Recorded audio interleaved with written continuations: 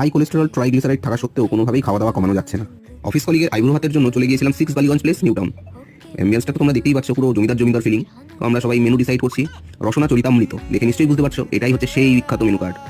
এত সুন্দর একটা মেনু কার্ড, এত সুন্দর করে ডেকোরেট করা, ভেতরটা খাওয়া দাওয়া নিয়েই প্রচুর কবিতা আর ছবি আঁকা। তার উপরে তো আবার অদ্ভুত টাইপের সব বাংলা খাবার দাবার। ওহ, দেখেই তো মুখে জল চলে আসছে। খাবার দাবার আসলে কি আর করবো। তো বেসিক্যালি এই মেনু কার্ডটা থেকে যদি খাবার সিলেক্ট করতে হয়, সারাদিন হাতে নিয়ে আসতে হবে। এই হচ্ছে অরিজিৎ, এরই আইব্রোবাত আজকে। আর সৌমিত আর নির্মাল্যকেও তার পাশে বসানো হয়েছে যাতে খুব তাড়াতাড়ি সুখবরটা পাওয়া যায় এদেরও। এটা হচ্ছে হংসরাজ, যেটা একটা ড্রিঙ্ক আইটেম। আর এই হচ্ছে সেই বিখ্যাত আইব্রো থালি। আইটেমগুলো তোমরা দেখতেই পাচ্ছ, প্রচুর আইটেম। তো বলতে গেলে এখন দিন শেষ হয়ে রাত চলে আসবে।